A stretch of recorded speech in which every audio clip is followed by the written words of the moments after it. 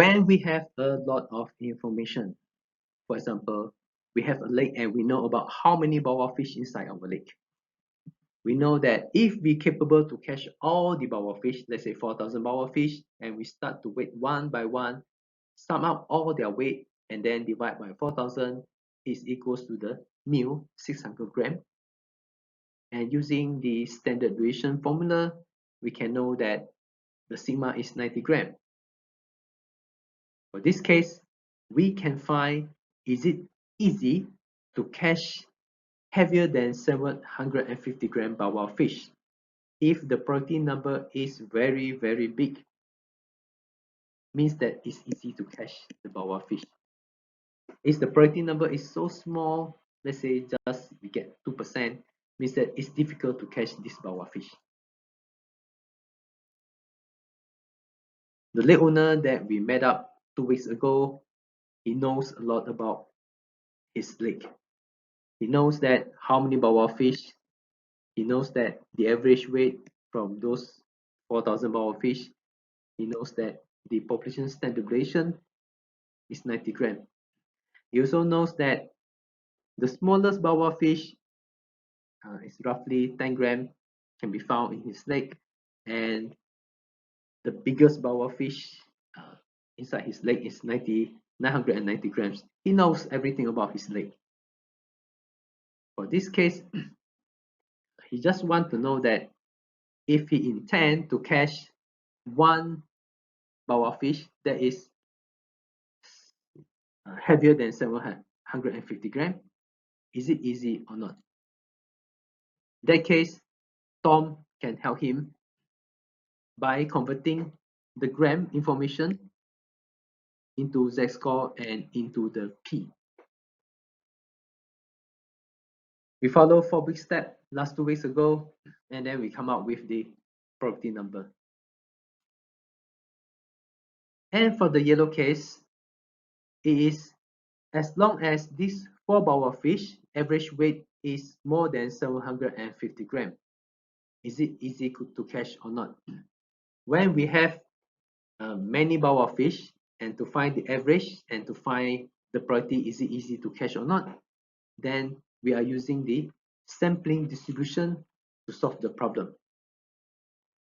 For this problem, he also converting the gram into the z-score and at the end into the probability number. We have 4 big steps also happening 2 weeks ago.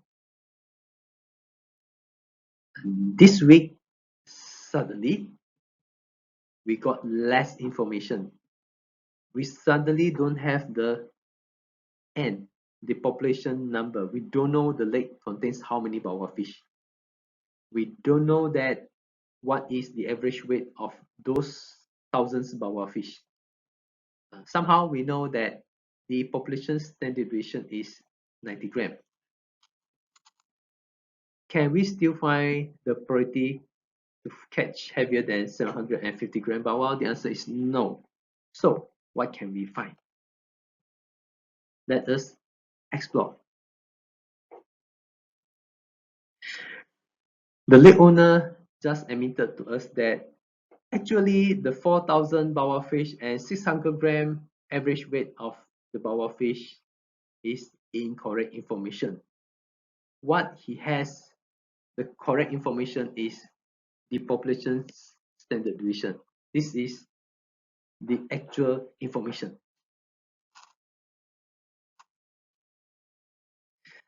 Now Tom and Jerry a bit disappointed. However, they say that okay, we have 1 hour staying near the lake here, and we see how can we help you, the lake owner. We cannot help you to find the probability anymore. However, if you give us something, we might return back some good information for you. Then the lake owner says that okay, I will take this 1 hour and catch 10 boa fish for you and give you the weight of those 10 boa fish. Then the lake owner caught those 10 boa fish and gave Tom and Jerry the numbers, the weight numbers of the boa fish here. At this time, do you think that Tom and Jerry tell the owner, I can give you the heaviest bowl of fish from the lake, or can give information about the lightest bowl of fish from the lake? Or do you think that the lake owner prefer to know that averagely the weight of the bowl of fish from the lake is what number? I don't think he interested to know the heaviest bowl of fish or the lightest. He prefer to know that in average, what is the weight of bowl of fish from the entire lake? And then Tom says that, okay, the average weight of your bowl of fish is 562 grams. Then the lake owner query back, then if I catch more bowl of fish from the lake here, do you guarantee that I'm going to get still average 562 grams? Tom says that, oh, I cannot guarantee now because I just described being the 10 bowl fish story for you, the 562 gram. The owner a bit disappointed. However, Jerry suddenly raised up his voice. He says that, owner, I can help you. I cannot guarantee that if you catch all those thousands of bowl fish, you still can get the average 562 gram.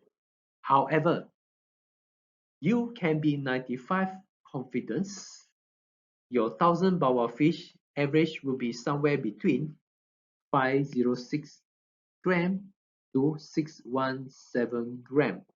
I give the range. I cannot give you the one number. Are you happy with the range? Then the owner says that, oh, that's a very good thing. Even though you're not giving me the one number, but I think that the range is sufficient enough. How can Jerry or Tom come up with this range, the intervals? We're going to rephrase the scenario once again. Jerry and Tom wants to help the lake owner to estimate the average weight of thousands bowl fish in the lake here. The known information is the population standard deviation, 90 gram. Using the 95% confidence interval, help the lake owner to find what is the range, the two numbers, in between numbers, to describe the average weight of the all bowl fish in the lake here. We're going to follow the 4 big steps to assist us. The first one, what do I want? We want to help the lake owner estimate the average weight of the 1000 bowl fish in the lake. We cannot give the lake owner one number. We can give the range from where to where, the maximum to the minimum to the maximum. Before we can give the range, we need extra information. We ask the lake owner to catch 10 bowl fish for us, samples. So after we have the samples, then we can give the conclusion, the minimum weight, maximum weight of the possible average of thousands bowl fish in your lake. What do we have? The first one, the population standard deviation, we know because the owner has this data, this value, and then we need to derive the sample average based on 10 bowels here. Take all the bowels, weight them, sum out the weight, divide by 10. Sample size is 10. We have 10 bowel fish. We're going to introduce a new formula here.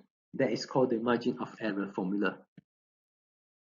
Later on, the margin of error, we use the E as the symbol. It will fit into the confidence interval formula here. How about the X bar? X bar is the sample average, 562. Step number 3, how to solve. Now we're going to put all the numbers into the formula. The first step is we want to find what is the ZC. ZC is the Z-score critical. It depends on how many percent of the confidence that we want to introduce into the intervals, the maximum and the minimum. Normally it will be given. For this case is 95%. So we can find the ZC, the Z-score critical, 95% from the Z table. There will be a fast way and a slow way to find that ZC. We're going to look at it later on. Step number 2. After we have the ZC, we need to find what is the margin of the error, the E.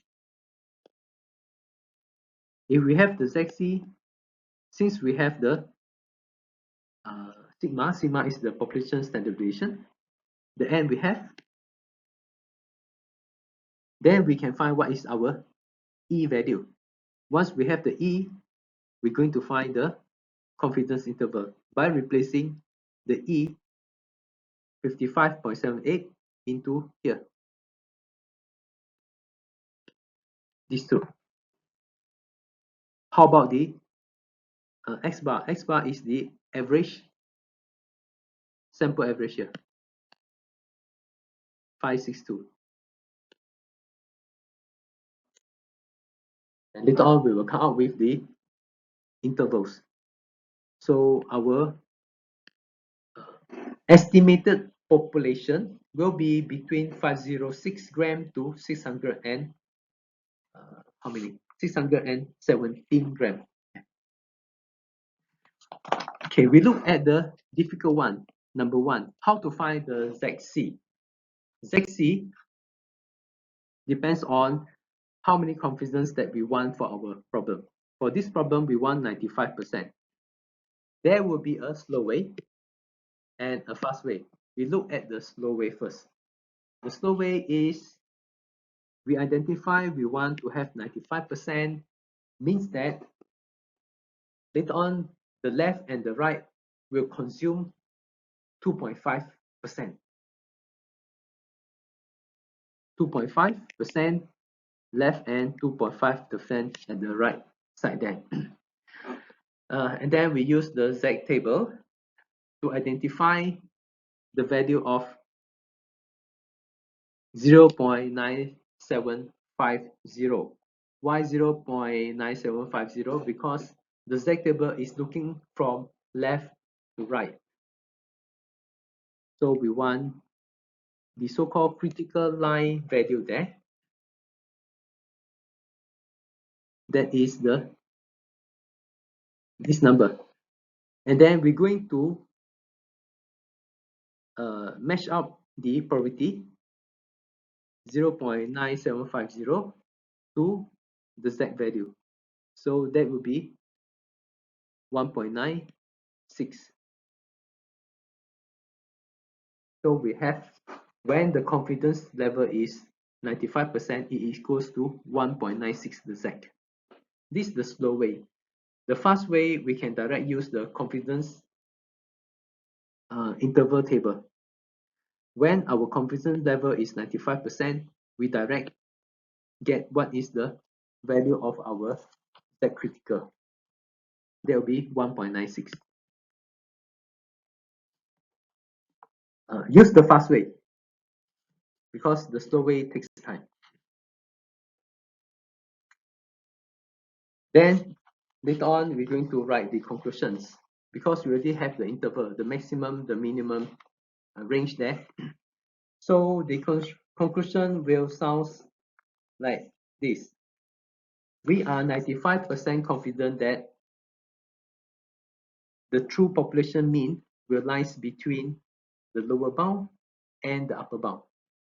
So for this Bawa fish context, lake owner, you can with 95% confidence that your lake thousands Bawa average weight will be between 506 to 617 gram. It means that tomorrow, let's say you have 1 hour time, then you catch 10 bawa fish again, and you find the average of those 10 bawa fish. It will be between 506 to 617 gram. For this problem, we cannot give the lake owner the one number. However, we can give the range of possible average. The second scenario is when the lake owner says that, oh, actually, the population standard deviation, the 90 gram, is incorrect too. For this case, no problem. We'll say that I will still follow the 4 big steps and help you to find what is the range, the intervals.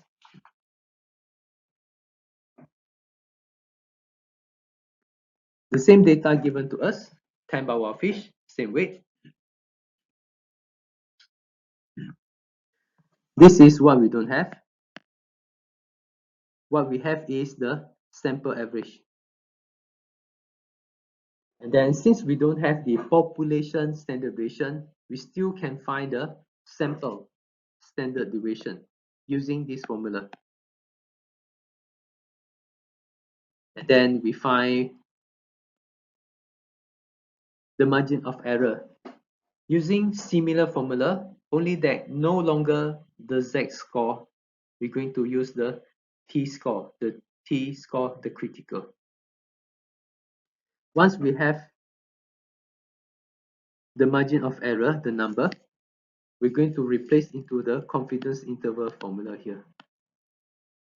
And then our X bar will also put into the confidence interval formula. How to solve?